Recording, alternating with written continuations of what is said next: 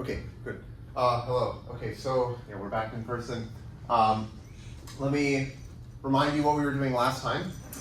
So I defined the nth Tamari lattice, which I'll denote by ham sub n, to be the sublattice of the weak order on Sn, consisting of 3, 1, 2 avoiding permutations. And one thing I wanted to mention here is just sort of a subtle point that a sublattice is, well, it's a subposet that is a lattice, but it also has to have the same meet and join operations as the bigger lattice. So I just wanted to give one example of like a subposet that is a lattice that is not a sublattice, just because it's sort of a useful thing to keep in mind. So let's say I had, say, this poset, which is a lattice. Okay, so this is some lattice, and I can pick out, say, these 4 elements. So these 4 elements form a subposet, which is, well, it looks like this.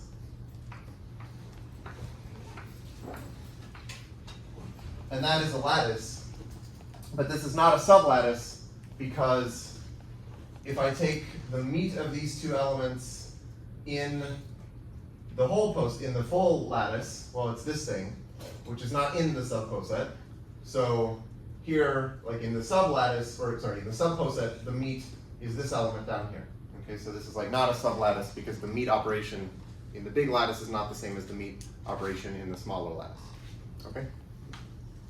So, not sublattice. But the Tamari lattice is actually a sublattice of the weak order. So it's like a stronger property than just being a subposet that's a lattice. And then the thing that I was mentioning at the end last time is that it's actually a quotient. So let me remind you, where is this?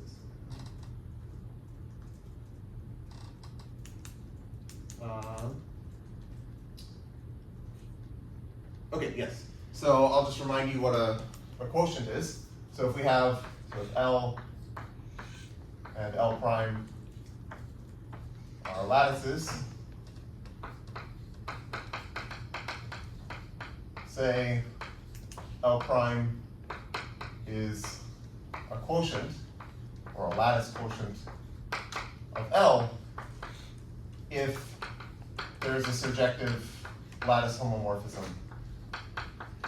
A surjective lattice homomorphism, which remember is just a map that preserves the meet and join operations from L to L prime. Okay.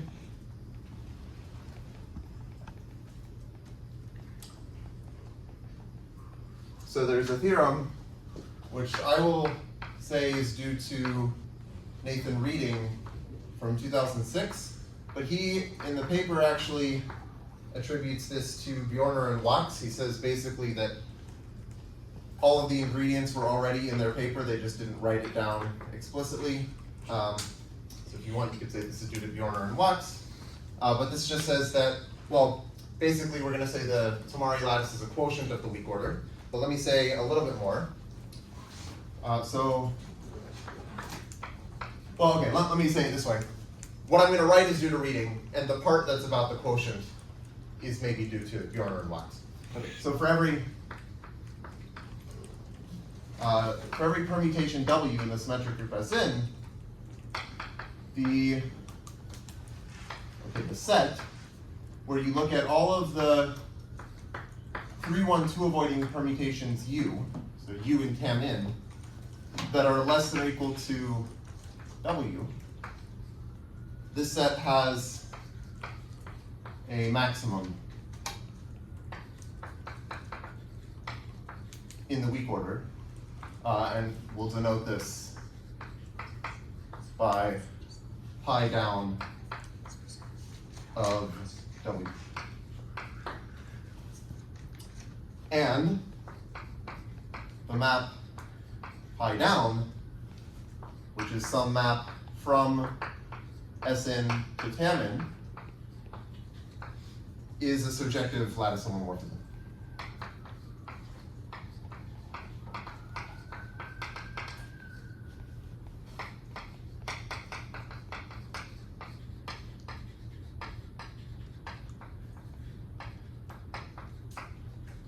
Okay. So just maybe a very quick example of this. If I took, here's the weak order on S3, so here's 3, 2, 1, 3, 1, 2, 2, 3, 1, 1, 2, 3. This is the right weak order, so I want this to be 1, 3, 2, and 2, 1, 3. So the Tamari lattice is going to be the 3, 1, 2 avoiders, which is basically everything except for 3, 1, 2 here. So it's these things. And so the Tamari lattice sort of looks like this little pentagon sitting inside of the weak order. And this map, pi down, well, it sends 1, 2, 3 to 1, 2, 3, sends 2, 1, 3 to 2, 1, 3. Like it sends every yellow element to itself. And the only thing that it does that's sort of non-trivial is it sends 3, 1, 2 down to 1, 3, 2. All right, so this is like, this is the, if you look at the set up, if you take 3, 1, 2 here to be W, you look at the set of things in the Tamari lattice that are less than or equal to W, so that would be 1, 2, 3, and 1, 3, 2. That set has a maximum element, which is 1, 3, 2, and so that is pi down of 3, 1, 2. Okay.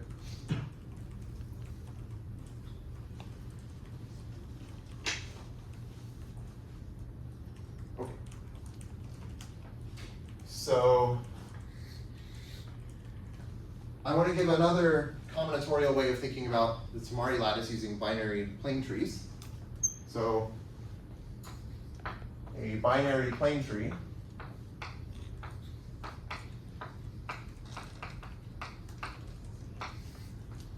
is, okay, so it's a rooted tree. So it's like a tree that has a root at the top and everything grows down from the root. And the rooted tree in which each, let's say non-root vertex, well, okay, I'll say each vertex has at most 2 children.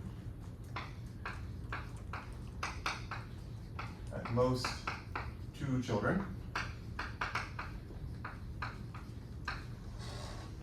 And each child is either a left child or a right child. It's either a left child or a right child. Oh, and I guess I should say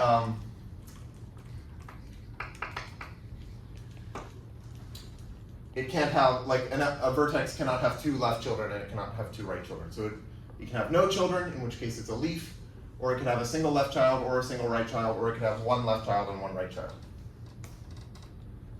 Okay, so I'm going to let B, P, T sub n be the set of binary plane trees, set of binary plane trees with invertices.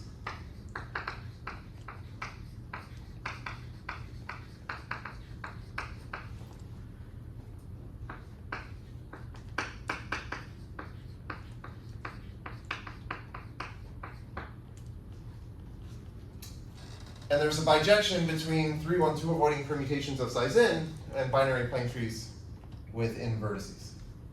So there is a bijection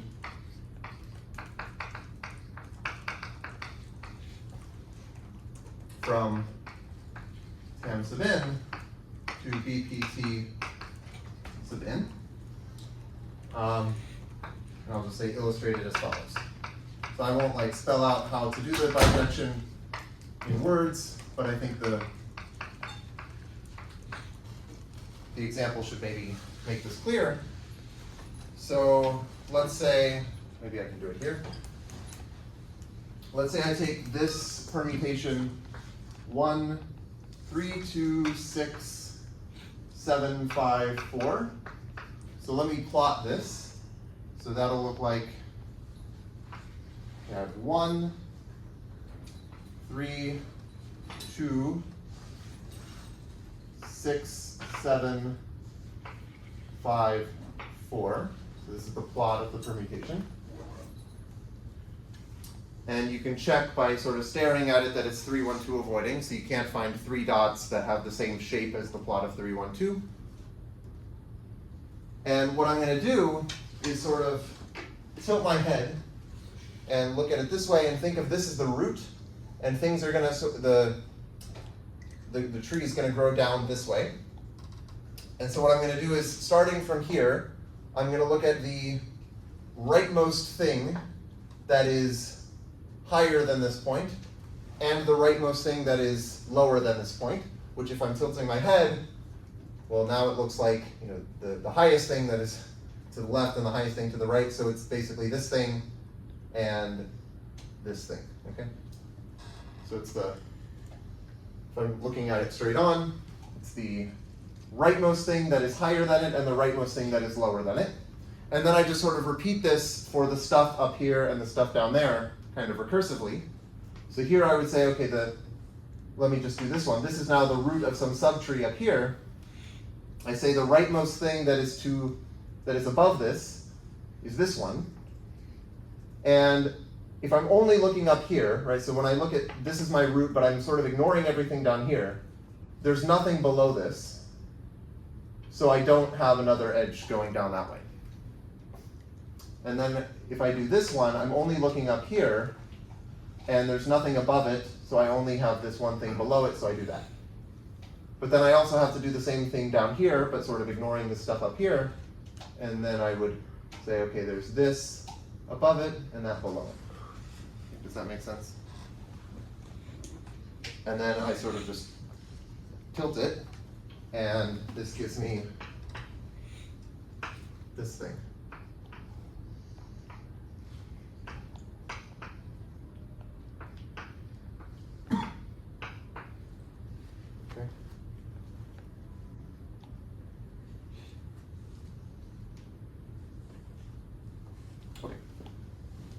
And it's not hard to show that this is a bijection. So this means that we could also think of the Tamari lattice as a lattice on binary plane trees instead of 3, 1, 2 avoiding permutations, just transferred through this bijection. And I want to, okay, actually let me draw the entire example for n equals 3, just to sort of illustrate this. So the Tamari lattice looks like this, 3, 2, 1 at the top, and then we have 2, 3, 1, and 2, 1, 3, and 1, 2, 3, and then here we have 1, 3, 2, like that. But then I can also make the corresponding trees, which look like this. So okay, let me do it with 3, 2, 1, just as one example. If I plotted 3, 2, 1, I have this. I draw these lines like this, but then I sort of tilt it so that it looks like this now. Okay, so up at the top, I'm going to have this tree. Maybe let me do this in yellow just so that it's like there aren't too many lines of the same color. Okay, so there's the tree for 3, 2, 1. And then the others look like this. If I do 2, 3, 1, oops, wait, sorry, 2, 3, 1 looks like this. And then I have this one. Let me actually just double check my work. So let's do 2, 1, 3. If I did 2, 1, 3, it looks like this. And I should be drawing it like this. And then I tilt it so yeah, I get this thing. Okay. Here I should get this tree. And then over here I should get this one.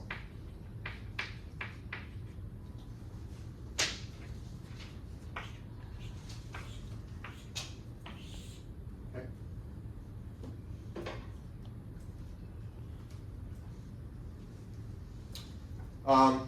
And the reason I wanted to mention this is just because there's sort of a common thing, especially I think in computer science, that people do with binary plane trees, which is called rotation. So I'll just state this, the cover relations in, well, BPT sub n, which I'm thinking is like the Tamari lattice, but drawn on binary plane trees, are obtained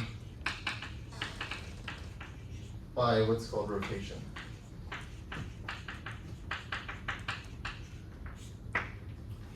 And essentially what this looks like as a sort of schematic is you might have some piece of your tree here where you've got like some subtree A down here, and then over here you've got some vertex with two things B and C. And to rotate it, which gives you a cover relation, it'll look something, and maybe there's like the rest of your tree up here, because it's not, this is not the whole tree. But then here, you would rotate it to have A again over here, but now B is going to also be here. Wait, sorry. No, I did this wrong. Should look like this. Here's A, here's B, and here's C. Okay, this is kind of confusing, I think, but maybe if I look at like here, so in this example, if I took this,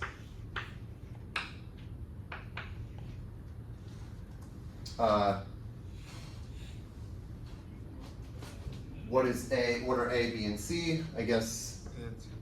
So A and C are empty. Yeah. Okay. So A and C are empty, and then this is just B, right? Yeah. So this is B, and so then if you rotate it, right, then you end up getting this shape, which is that. Yeah. Thanks. Wait, how is this a rotation? I don't know how it's a rotation. That's what it's called. Yeah. I mean, I guess I don't know. It's kind of like you're taking the B and sort of like rotating this edge so that it's like over there. I don't know. Yeah, that's just what it's called. Maybe there's a better explanation. Yes? How do you choose the vertex from where you start the rotation? Oh, I'm just saying, like, you have your tree, and if you find this configuration somewhere, you can do this rotation there, and that gives you, yeah, and that gives you one cover relation, but there could be more. So like here, I could have rotated in two possible ways.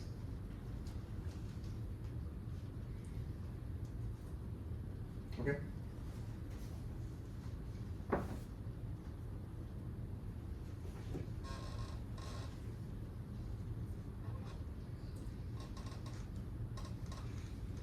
Okay. So I'm not actually going to work with this definition. I think it's just, I wanted to mention it because it's one way that people define the Tamari lattice.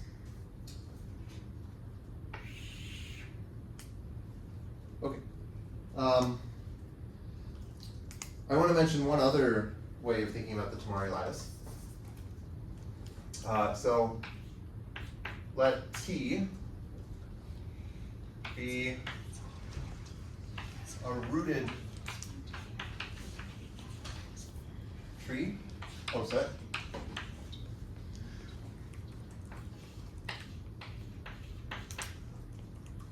with n plus 1 vertices.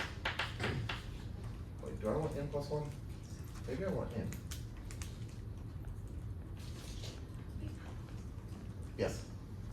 What is the rotation that gives you the one that's like the upside down V to the diagonal, the one down? Oh, this? Yeah. Let's see. Okay, so, right, I have to think about this. If anyone else sees it, let me know. So maybe, could it be like this and C? No, that's not it. I think if you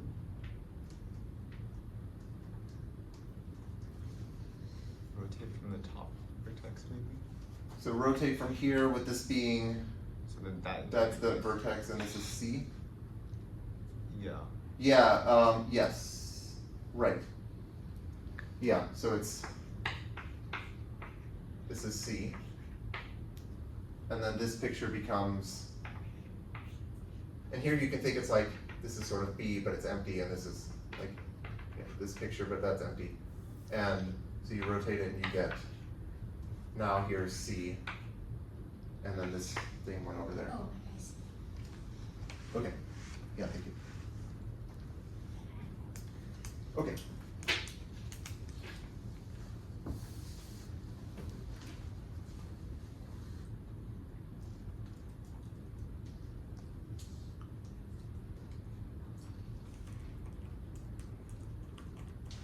Maybe I want this to have, okay.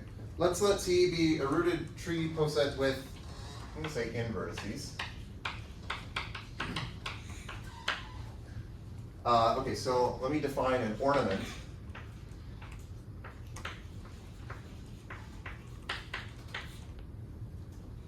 Of T.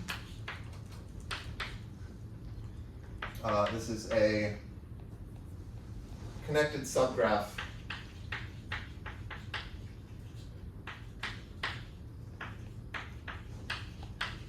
of the Hasa diagram of the tree.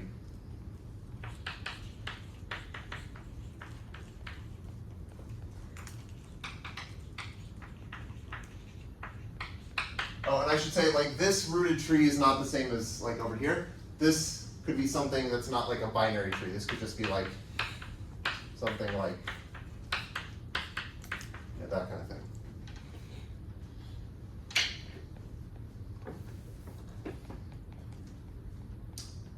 Okay,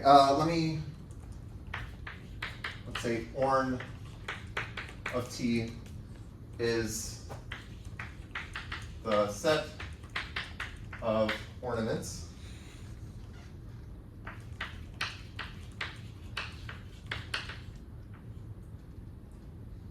of T.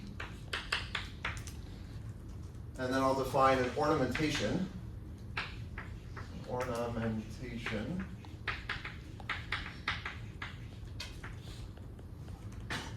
of T is a function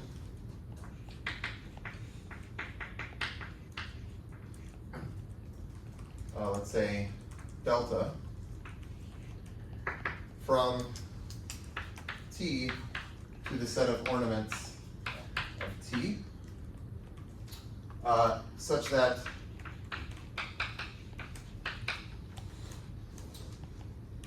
for every vertex V in my tree, the maximum element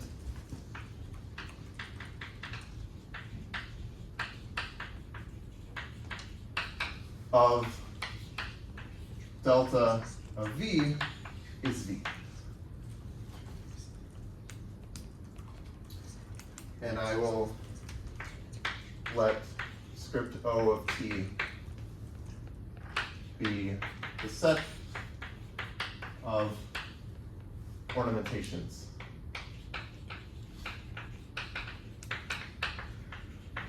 of T. Let me draw an example of this.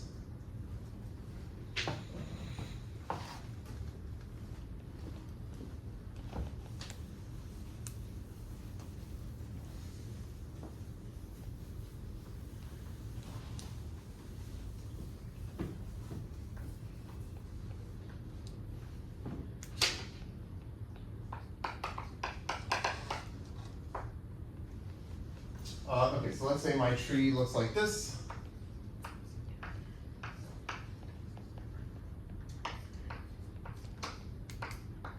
So I want to pick, okay, what this condition is saying is I want to pick an ornament for every vertex, and the ornament should sort of be hung at that vertex. So it's like at the top, and the ornament like hangs down from that vertex. So the ornaments that are hung at the bottom, the leaves, just have to be singletons. So I have something like that. But then maybe I could choose the ornament hung here to be something like this. So it's a connected subgraph of the Hasa diagram, and the maximum element is this thing. So like this this ornament is delta of that vertex there. And then I have to choose an ornament to hang at the top thing. And I could choose that maybe to be, actually it could be just like the whole thing, be everything. And then I have to choose an ornament here, and that could be, well, I could choose it to be this, or I could choose it to be this. Oh, sorry, I totally messed up the definition of ornamentation. I mean, there's just an extra condition. Let me put this down here, sorry. So it's such that for all u and v in the tree, if I look at the ornaments delta of u and delta of v are either disjoint from each other or nested, meaning one of them is contained in the other. Okay? Okay, so an ornamentation is where for every vertex I assign it an ornament, and it has to have the property that when I look at all of the ornaments, any two of them are either nested or disjoint.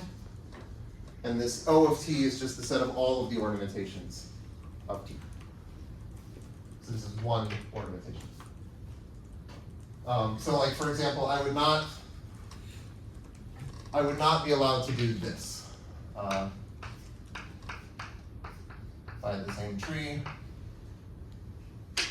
maybe I can do these, and this, and this. I would not be allowed to say like that, because now these two ornaments are not disjoint, but neither one is contained in the other. This one is that. Okay. So, okay, there's a sort of an obvious partial order that we can define on the set of ornamentations to define a partial order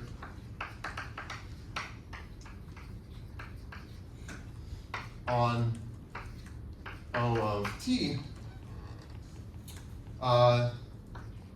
by saying that an ornamentation delta is less than or equal to an ornamentation delta prime if and only if the ornament hung at V in delta is contained in the ornament hung at V in delta prime, and this should be true for every V, for all V in the tree.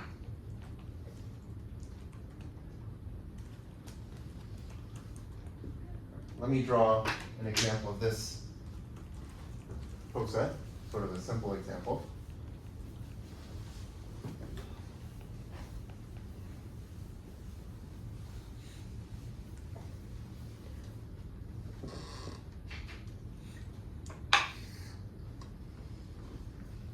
Let's just say I took this tree, which is basically a 3-element chain.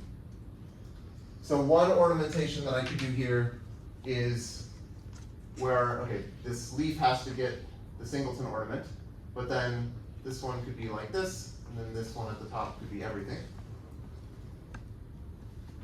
But I can also do, say, this. Let's see.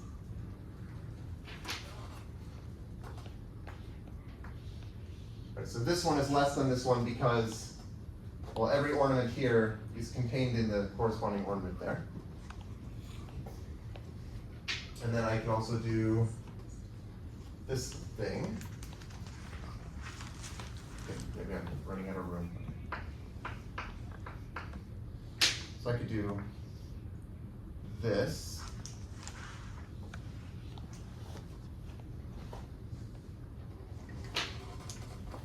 And I could do this. So here I'm just going to put singletons at every vertex, which is allowed. And then there's one other, which I'll put here. And what is the other one? It's where I do this.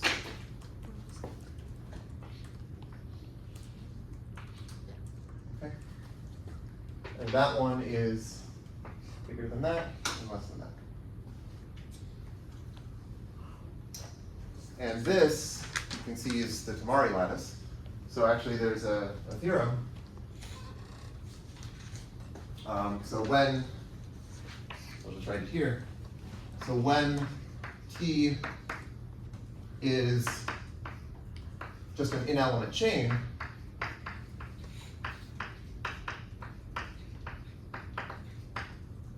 this ornamentation lattice O of T is isomorphic to the Tamari lattice. Okay.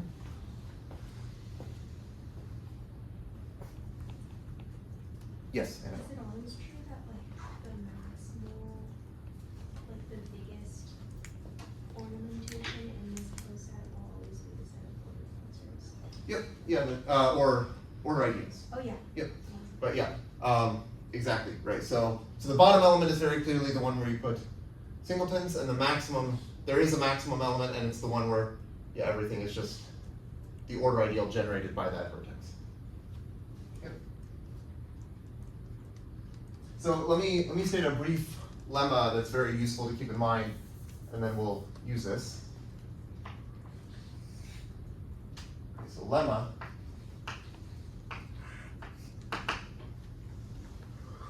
So let P be a finite poset.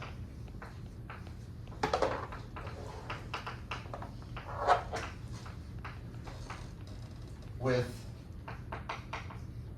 a maximum element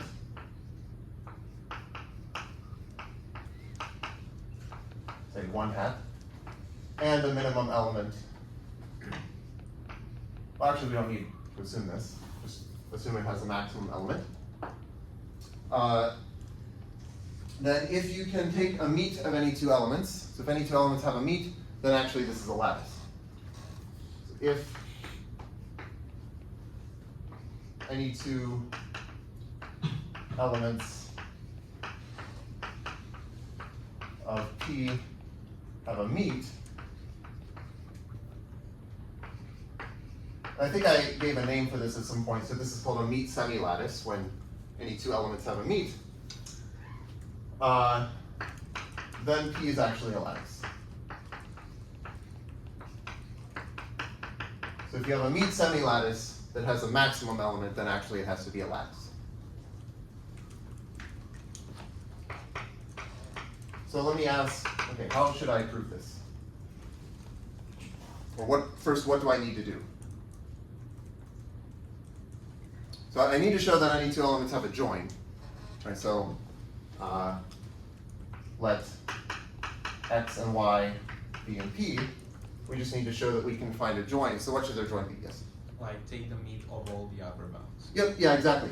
Yeah, so maybe I had notation for this. I think I said, so okay, the join of x and y should be the meet of the set of upper bounds, exactly. Maybe I call this UB of x, y. Yep, and we know that we can take the meet of this set because it's, well, we can take the meet of any two elements, but because it's finite, you can actually take the meet of any set, and this is well defined. Oh, and we know that this is not empty because there is a maximum element. Yeah.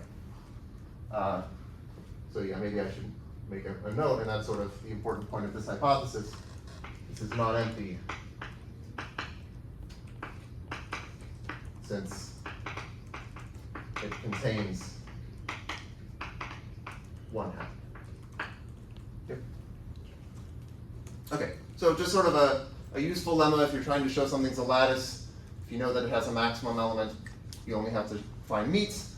And actually, as Annabelle just pointed out, this ornamentation lattice has a maximum. It's just where you assign to every vertex the order filter, the order ideal generated by it. Let's see.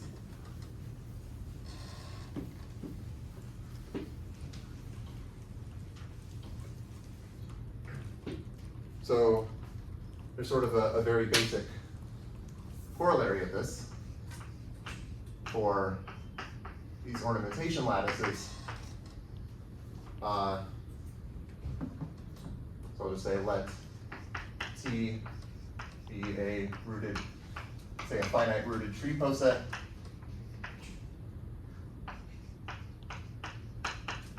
Finite. Then O of T is a lattice. And so, okay, for the proof,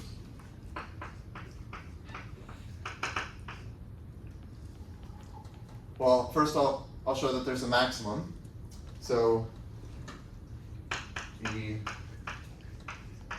we just said this, but the maximum element of O of T is the ornamentation, maybe I'll call it delta max,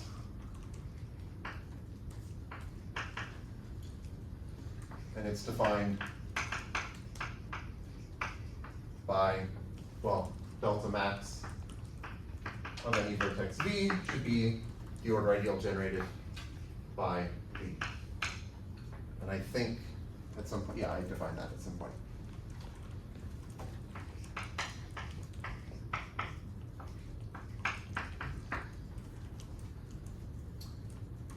And so now we just need the meet, which is easy. So the meet of, say, delta and delta prime is given by, well, if you take, so I want delta meet delta prime, this should be some ornamentation, so I should be able to apply it to a vertex V, and well, this should actually just be delta of V intersect delta prime of V. And you can check that this is actually a well-defined ornamentation, and so that gives us a meet. And so then by the lemma, we know that there are joints. So, okay, one thing I kind of like about this incarnation of the Tamari lattice is that it's very easy to see that it's a lattice. I think when Tamari originally introduced Tamari lattices, I think he defined them in terms of like parenthesizations of words. And in that formulation, actually maybe that's not that bad, but there are some formulations of the Tamari lattice where it's like, it's not so obvious that it's actually a lattice. But here I think, well, if you believe this, that this is actually the Tamari lattice, it's sort of easy to see that it's a lattice because, well, the meets are just intersections of ornaments. Okay. Okay, let me just tell you some facts about the Tamari lattice because there are a lot of interesting facts about it.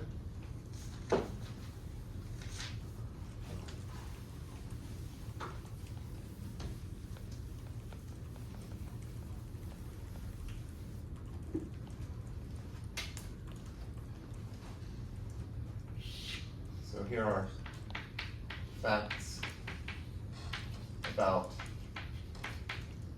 Tamari.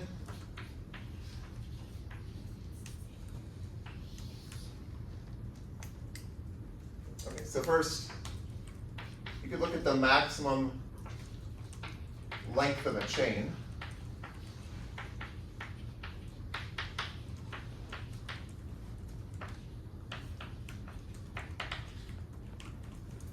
In Tamari, this ends up being in choose 2. So actually, oh, let me also add this one. You can also say what is the number of maximum length chains. So the number, actually let me shuffle around what I want to say. The number of maximal chains. And by maximal chain, I do not mean maximum length chain. So over here, the Tamari lattice for n equals 3, it has 2 maximal chains. There's this one that goes on the left, there's this one that goes on the right. There's only one maximum length chain, which is this one that goes on the left. So the number of maximal chains, so over there it would be 2, this is not known. As far as I'm aware, there's not some nice formula for the number of maximal chains. In general, I mean, okay, we know it for like n equals 3, but you know, in general, like for n equals 100, we probably don't know this. But we do know the number of maximum length chains, the number of chains that have the maximum possible size. So the number of chains. Oh, maybe I should say what I mean by length. So, okay, over here, n equals 3. I guess I'm using the word length to mean the number of edges in the chain, which is maybe a bit confusing. Sometimes people use that to refer to the number of edges, sometimes it's the number of elements. Here, I guess I'm saying the length of the chain is the number of edges. Anyway, the number of chains of length exactly n choose 2, which is the maximum, is 2 to the n minus 2. This is due to Susanna. This is due to let's see, Fischl and Nelson from 2014. So not too long ago. And actually, there's an even more recent article which was posted to the archive within the last 24 hours by Fischl and Samantha Dahlberg. And I thought this was kind of cool because it's like related to this, and I was like, oh, I'm going to talk about this tomorrow. But what they do is they say, so actually, you might remember on the first day of class, I said that there's this beautiful formula due to Richard Stanley for the number of maximal chains in the weak order on Sn. So you take the weak order on Sn, you look at the number of maximal chains. This is some formula like n choose 2 factorial divided by 1 to the n minus 1 times 3 to the n minus 2 times 5 to the n minus 3, some product of odd numbers. And in that case, actually, maximal chains are the same as maximum length chains because it's a graded poset. But there's a difference here. Like here, maximal chains are not the same as maximum length chains, but there's still a nice formula for the number of maximum length chains. And this new paper that they posted, I guess last night, is so they define a more general family of lattices that sort of encompass both the weak order and the Tamari lattice. And they show that there are some nice enumerative properties of the maximum length chains there. I think they show that they're in bijection with some sort of tableau. I haven't read the paper because it's new, but yeah, anyway, I just saw it and thought that was timely. Okay. So the number of intervals. Okay. So again, an interval in a poset is just like, well, you think of it as you take two elements with one less than or equal to the other one, and then like the stuff in between them. But really, if I'm counting intervals, I'm really just counting like how many pairs of elements are there where the first one is less than or equal to the second one. So the number of intervals has a nice formula. This is 2 over n times n plus 1, and then 4n plus 1 choose n minus 1. This is due to Chapoton from 2006. And there are a lot of other interesting objects that are in bijection with these intervals, so it's not just like these numbers count other things as well. Let's see. Maybe there are a couple of other interesting properties. It is self-dual.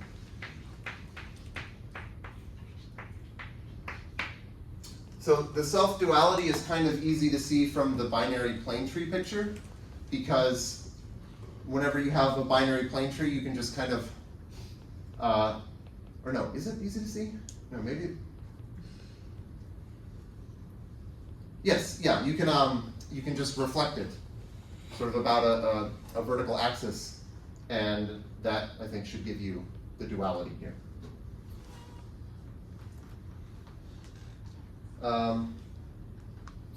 Well, it is also semi-distributive.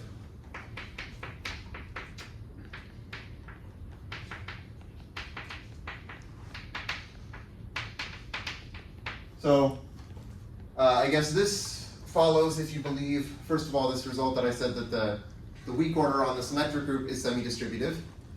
And at some point I wrote that the Tamari lattice is a sublattice, like an actual sublattice of the weak order. And it's easy to see from the definition of semi-distributivity that a sublattice of a semi-distributive lattice should be semi-distributive. And then I'll also just say it is what's called Hassa regular. And this just means that if you take a Hassa diagram, then that is a regular graph.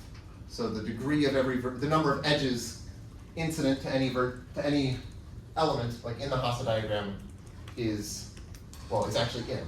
So here, or no, sorry, it's n minus 1.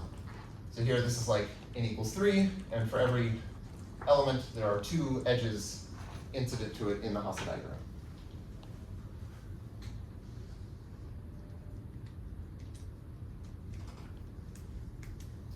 I wanted to mention, I guess, one open problem that I saw that I thought was kind of interesting that it's open. So open, what is the maximum size of an anti-chain in the Tamari lattice?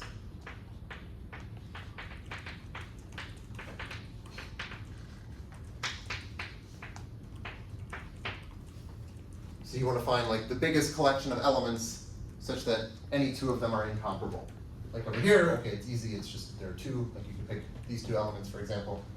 But for larger values, then I think this is not known. There might be bounds that are known about this, but like there's not a nice formula or anything.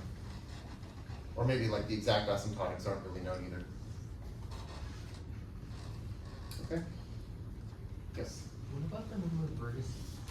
Oh, well the number of elements, right? Yeah. Yeah, oh, yeah, I should have mentioned that. This is the nth Catalan number. So I'll put that up here because it's important. The size of tam sub n is the nth Catalan number, which is 1 over n plus 1, 2n choose n.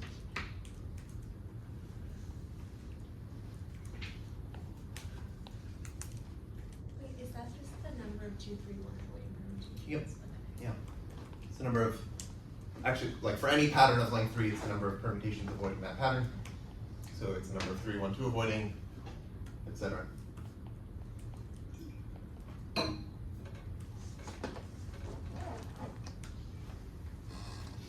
Okay. Yes. Is there any conjecture about what the maximum size of the teaching is? Oh, I don't know. People think that is. I'm not sure. Yeah, I think at some point I saw some paper, or maybe it was just even like slides that someone had made about like finding bounds, but I don't remember what they were. Yeah. Do people know what the maximum size of an anti-chain in the symmetric group is in the weak order? Oh.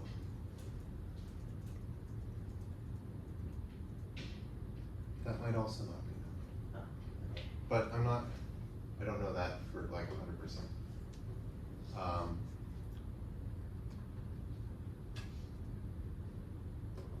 Yeah, I'm not. There I kind of would expect some kind of,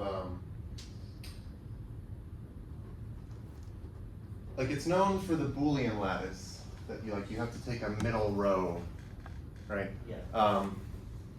Maybe something's like that in the weak order. I'm not totally sure though. Yeah.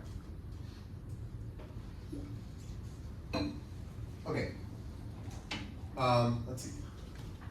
So I want to define now a generalization of Tamari lattices.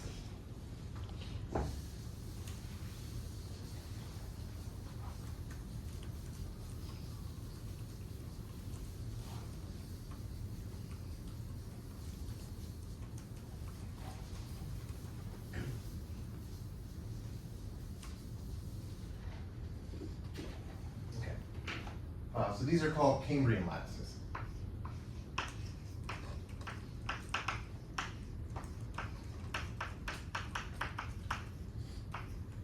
They were introduced by Nathan Reading in 2006 in a paper called Cambrian lattices.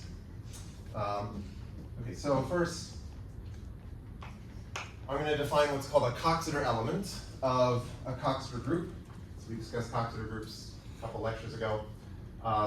Sometimes this is called a standard Coxeter element, so I'll put that in parentheses.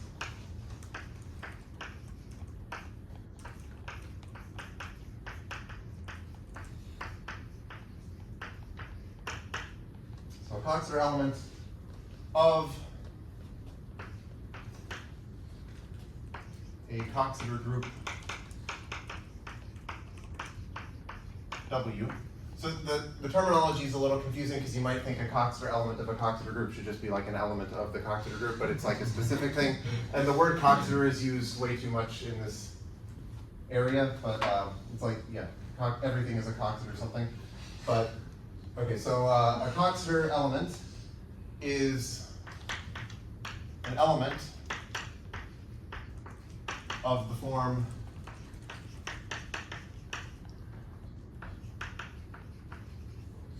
SI1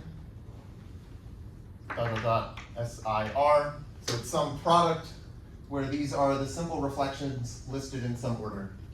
So where SI1 through SIR are the simple reflections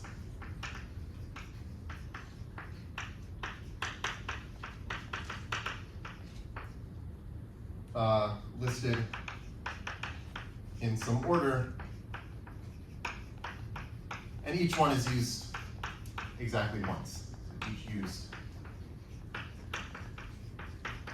exactly once. So that means that R has to be the number of simple reflections, which is called the rank of the Coxeter group. Okay. So let me talk about the symmetric group. So there are 2 to the n minus 2 of these Coxeter elements. There are 2 to the n minus 2 Coxeter elements of Sn. And one way you can think about them is that they correspond to certain posets called fence posets. Fence posets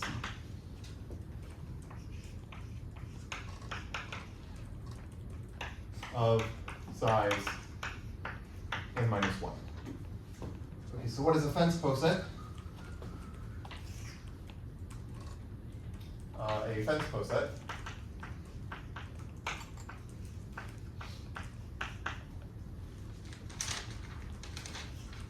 is, well, it's a poset whose Hasse diagram is isomorphic to a path graph, basically. Well, is that true? Starting, yeah, that should be true. Is isomorphic to a path graph. So let me show you what I mean. So here, let me do this example for S4. Are we considering upsizing? What upsizing? Like the posets, when you said they correspond. Oh, good question. Yeah, okay, so maybe I shouldn't think of these as, okay, maybe I want to say, not what I said.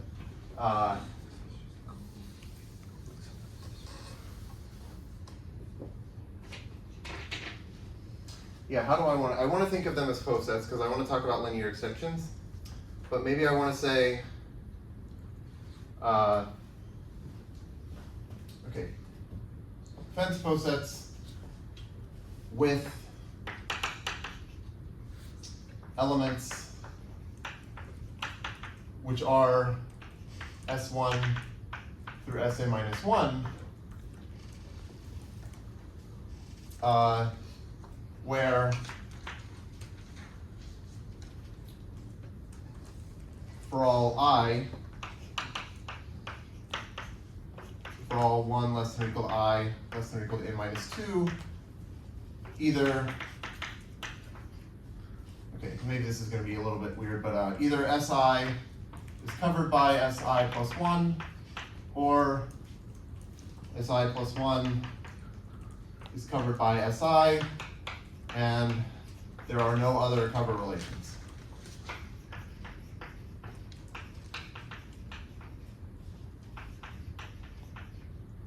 Does this seem correct, Mitchell? Yeah. Okay, it looks better, yeah. Let me do the example. I think, yeah, I guess maybe stating this in exact words is hard, but here's the example.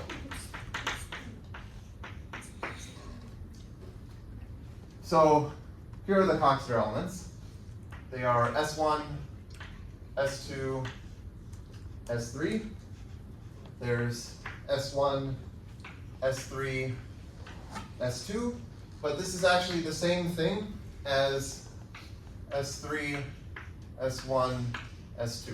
So these do not count, like these are different orderings of the simple reflections, but they are the same element because S1 and S3 commute with each other, right? So I can just swap them there. And then sort of similarly, I could do S2, S1, S3. This is the same as S2, S3, S1. And then there's S3, S2, S1. So those are the 4 Coxeter elements for S4, which 4 is 2 to the 4 minus 2. And then, okay, here's what I mean by these fence posets. I'm going to draw this poset where like S1 is covered by S2, covered by S3. And then here I'll have S1 covered by S2, which covers S3. And then here I'll have the dual of that. And then down here I'll have S3, or sorry, S1, S2, S3. Okay. So I think Mitchell's complaint was that these are sort of isomorphic as posets, but I want to think of them differently here because, like basically you should just think of this as I list out S1 through Sn minus 1, and they sit along some kind of zigzag where each step, when I go to the right, I either go up 1 step or I go down 1 step. So maybe like, you know, it'll look something like this where I go something like that. It'll be like S1, S2, S3, S4, S5, S6, S7, S8, S9, S10, S11, so this would be something for capital S12. And okay, so now the point is that the correspondence here is that these ways of writing this Coxeter element are just the linear extensions of this poset. So when I can think of a linear extension as a way of reading off the elements of the poset so that I go up as I read them, or, you know, or I never go down really. So here I could read S1, S3, S2 as a linear extension. That gives me that. Or I could read S3, S1, S2. That gives me that one, but they're the same element. And you know, similarly here, I could read S2, S1, S3 to get that. Or I could read S2, S3, S1 to get that. For this one, there's only one linear extension, which is just S1, S2, S3. And for this one, there's only one, which is S3, S2, S1. Okay.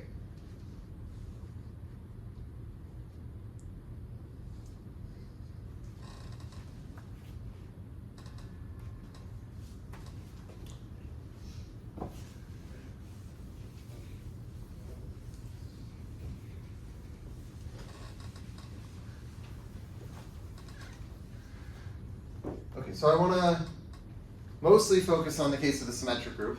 A lot of this stuff can be generalized to other Coxeter groups, but let's deal with Sn.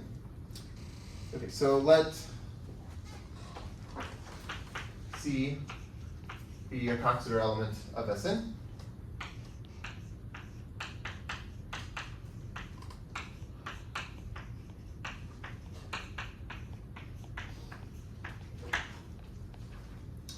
And I want to define a function delta C from the set 2 through n minus 1 to a set consisting of just the letter L and the letter R, which I think of as representing left and right. So notice that the number of these functions is 2 to the n minus 2, because it's functions from, oh, sorry, I should say how to do this. This is some function, but I define it so that delta sub C of I is R, or right, if and only if Si covers Si minus 1 in the fence poset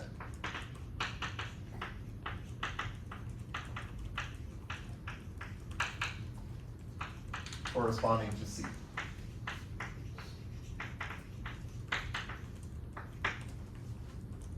Right, so the reason you're getting a 2 to the n minus 2 here is because if I think in terms of these fence posets, there are n minus 2 edges, and each one can either be an up edge or a down edge. And over here, I'm just translating that slightly by saying that if the edge between Si and Si plus 1 is an up, right, sorry, should this be, yeah, sorry, if the edge between Si and Si minus 1 is, well, I guess, an up edge, so that Si covers Si minus 1, then I want this to be an R, otherwise it's an L. So I'm not doing anything fancy, I'm just sort of rephrasing things in a different language. But then let's, oh yeah, okay. So say that an element W in Sn is C sortable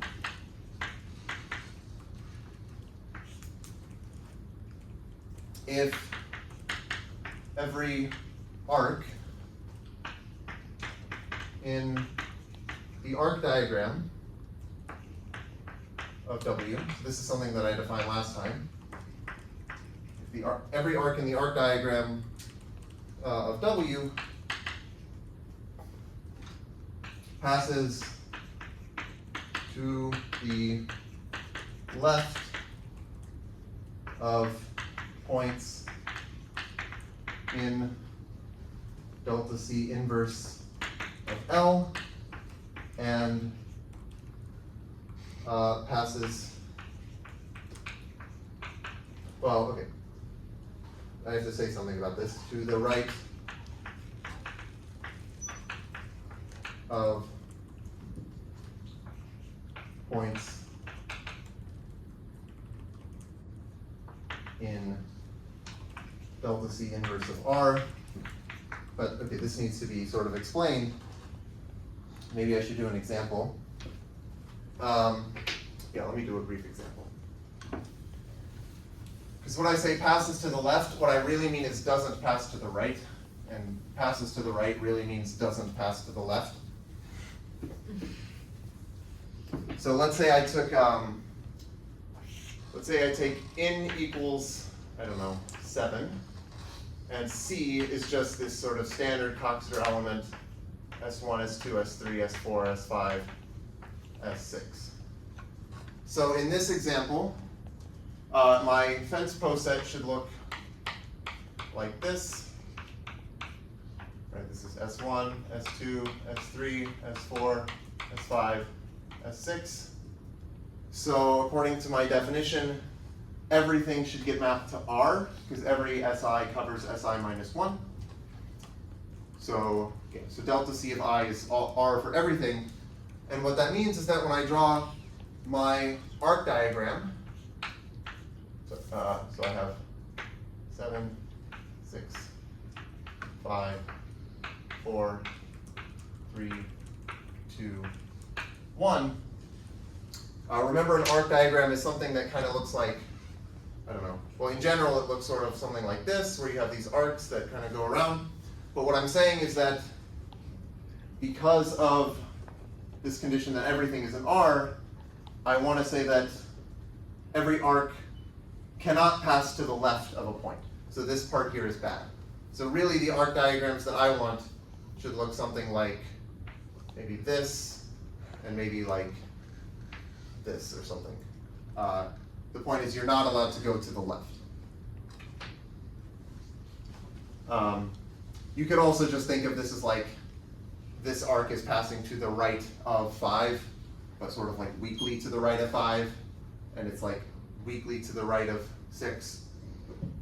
Maybe it doesn't, okay, maybe I should just actually say, like it's kind of weird linguistically, but yeah, I should actually just say, every arc passes, okay, not to the left of points in here, and passes not to, and this is not good grammar, but not to the right of points in here.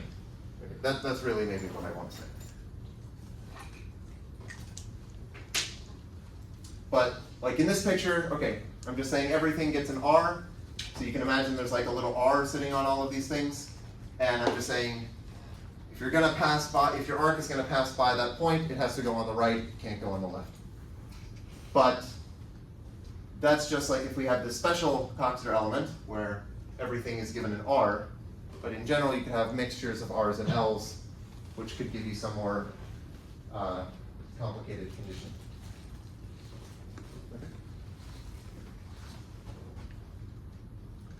Okay, let me do another example, but actually, let me do another example.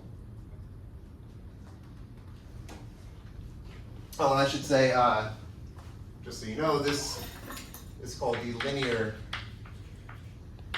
Coxeter element. So it's just like the standard Coxeter element that you get by just doing S1, S2, S3, Sn minus 1. But there's another nice Coxeter element, which is called the bipartite Coxeter element. A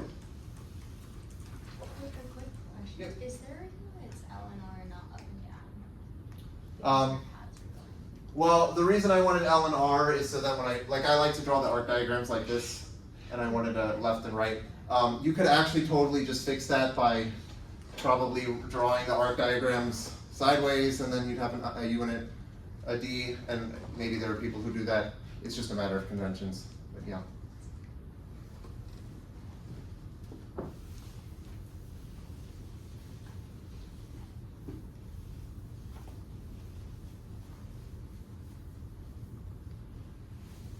Okay, so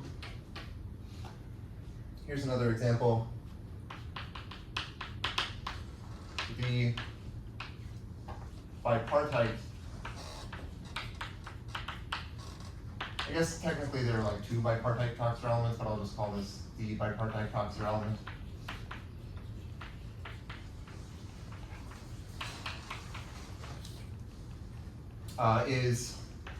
It's what you get by taking all of the odd indexed simple reflections and then the even indexed ones.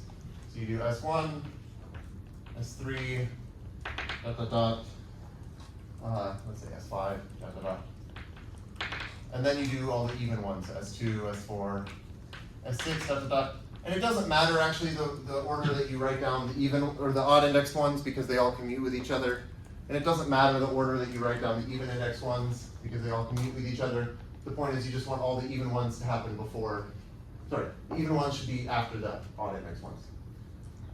So the fence poset here just looks like a zigzag that goes up, down, up, down, up, down. Okay, so the fence poset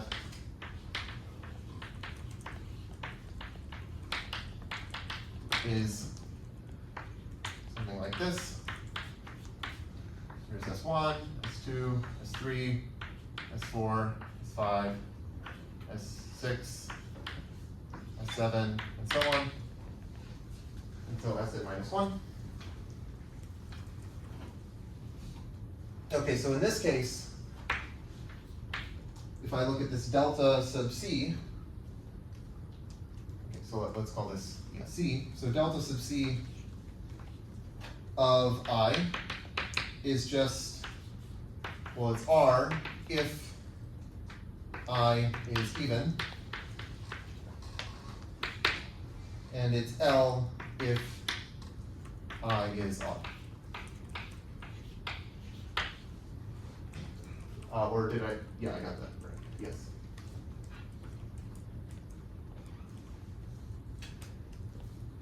Okay, so then, if you think about, how much time do I have? Not too much longer. So what this condition ends up saying, if you sort of go through the definition of an arc diagram, and you think about this condition defining the C-sortable elements, it says the following.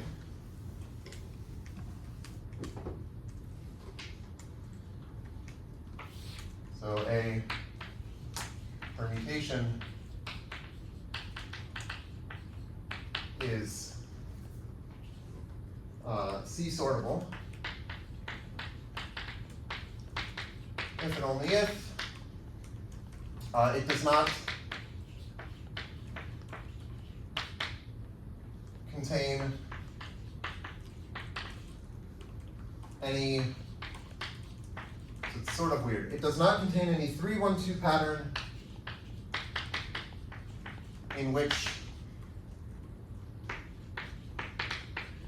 the 2 is even. And by that I mean like you have a 3-1-2 pattern, and so there's like a number playing the role of the 3 in the pattern, there's a number playing the role of the 1, and then there's a number playing the role of the 2. And here this is like the number playing the role of the 2 should be even, but that's bad here. And it does not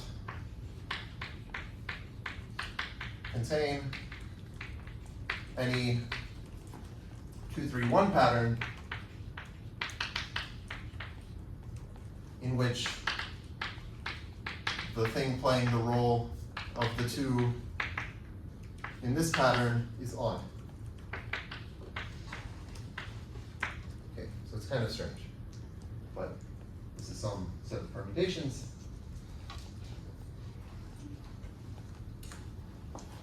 And maybe I'll just end by saying, okay, so the notation here is going to be, we're going to let Kame sub C be the set of C-sortable elements of Sn. Oh, I don't know if I said this, but when you have the linear Coxeter element, the C-sortable elements are just the 3-1-2 avoiding permutations. Okay, that's what this translates into. And so here you can think of this as some weird generalization of the notion of 3-1-2 avoiding, which depends on this Coxeter element C. And the kind of surprising and strange thing that I'll talk about next time is that this is also a sublattice of the weak order. So this is generalizing what we said about the Tamari lattice. And actually it has a lot of nice properties in common with the Tamari lattice. So I had this list of properties. Not all of them generalize to the Cambrian lattices, but for example, they have the same number of elements. So one kind of strange thing is that like the number of permutations in Sn satisfying this weird condition that it has no 3-1-2 patterns in which the 2 is even and no 2-3-1 patterns in which the 2 is odd, that is also counted by the Catalan number. And similarly, if you pick any C, you get something counted by the Catalan number. Okay, so I think that's all.